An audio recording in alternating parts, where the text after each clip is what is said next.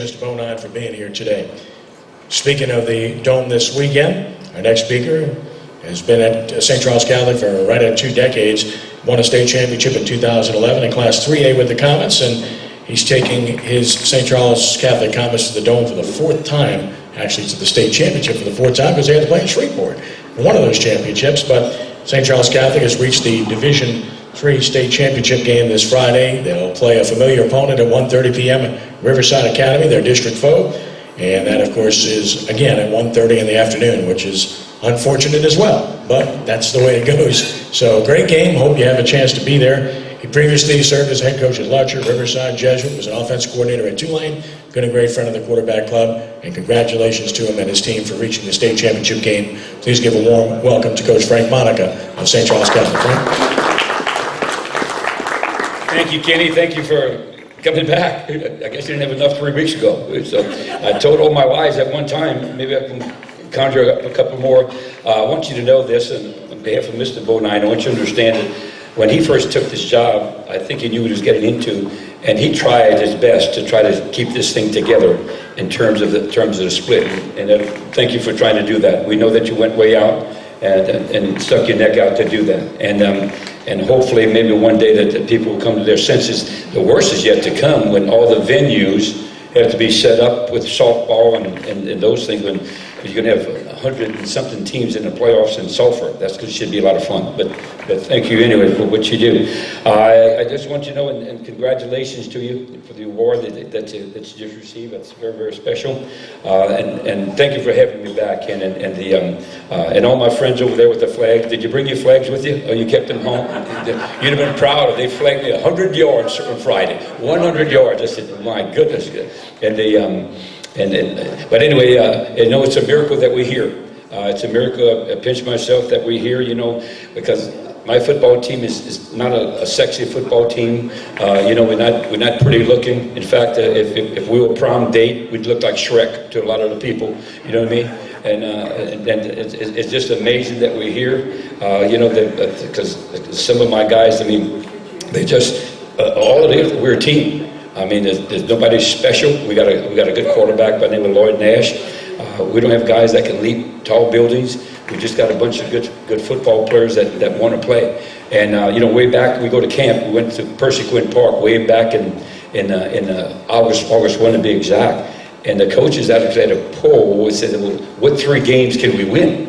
And we lost 20 out of 22 starters, and so we didn't know what 3 games we could win, and all of a sudden here we are. We're so lucky to defeat Notre Dame, and Calvary Baptist proud of that, and Notre Dame was just a phenomenal team. They actually out-hit us on their defense was just incredible. We had 3 touchdowns, and none of them were about the offense. We had a fake field goal for a touchdown. Then our linebacker steals the ball from the running back for a touchdown, and then we had a block punt for a touchdown. We had 5 first downs, and their defense was incredible. We stopped a 27-game winning streak on the road, and that was how we did it. We don't know. Then all of a sudden, for the reward we get for that is that we get a chance to turn around and play Riverside Academy, and that's the real good football team. But it's just a tribute to my coaches that work their buns off, and the kids at the beginning of the year, I said I had to designate who was going to break the paper on the goalpost because it would all fall. And I said, we're gonna put just a couple of athletes out in front. You guys go break the paper. In fact, I cut it so it would be half broken, so none of the guys would fall on one another. And it's just amazing what those guys have accomplished. Riverside Academy, our opponent, is really talented. No receivers is less than 6'1", 6'2", 6'3". Their 2 quarterbacks are 6'3", 6'4". They can throw to all areas of the field. They have several big-time prospects. On the other side of the ball is they have a very athletic secondary. Their 3 linebacking core really, really good. They beat us real easy in the first ball game, and I'm just hoping that I can convince my guys to come out of the locker room. So the bottom line is this: we're not a bad team when we play as a team, but you have to bring all phases. The other night we were fortunate enough to get 5 turnovers, and that was really, really big, and that's uncommon for them. and my quarterback, I took him and we put him in the secondary to help us out, and he intercepts 2 passes back there. He's just one of those guys that makes plays. So we know we have a tough draw. But we didn't expect to be here. But now that we're here, we just will play hard. And that's the only thing I'm going to ask from my guys, is that you play lights out. Number one, that you prepare well and you play hard. And I felt that the last time we got our back down a little bit. And so we're going to try to do our best not to do that. But it's fun to be here. You know, it's fun to be in the Superdome when you talk about the experience, and that's all I want from my players. I think we're ahead of schedule than this year than we were, and because I want them to enjoy this experience. And what it's going to do, it's good for our community. We're Riverside is right up the street from us. I have a background there, spent a year there coaching, and so it's good for the River Parish, because now you get all these young kids that are thinking about whether they're going to play football or not. And you have 2 guys playing in the Superdome. I think that's great for it. I just think it's great for our community and great for football, just to have our guys interested in doing something like that. So, you know, we're going to a new district next year. In fact, we got caught up in what Ms. Bona was talking about with that 8th grade thing.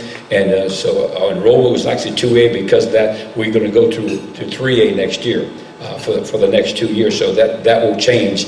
And, you know, whether that changes or not in the future about divisions, you know, we all talk about, we'd love to see football put in divisions.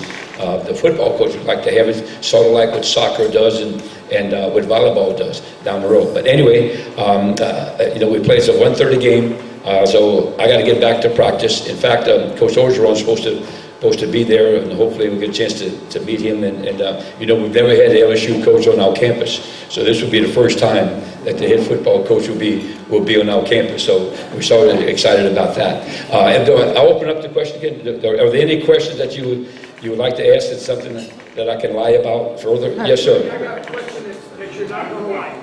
Lynn? How's your health? My health is really, thank you, Lynn, for asking that. I just wanted one of those hospital gowns with an open end, you know what I mean? And I, you know, just wanted to have breakfast in bed one time. And so that was pretty, thanks for asking. I'm fine. Come to find out, it was nothing but cheap wine. And so I had to lay off of that a little bit. And you know, it was dehydration, but you know how us Italians are, you know, we go 100 miles an hour. But listen, thank you for having me, Ken, and I appreciate it, and Mr. Bodine and Mr. Higgins, and thank you, Sean, for sharing the podium, and to all you guys out there. Hope to see you in the dome. Thank you very much.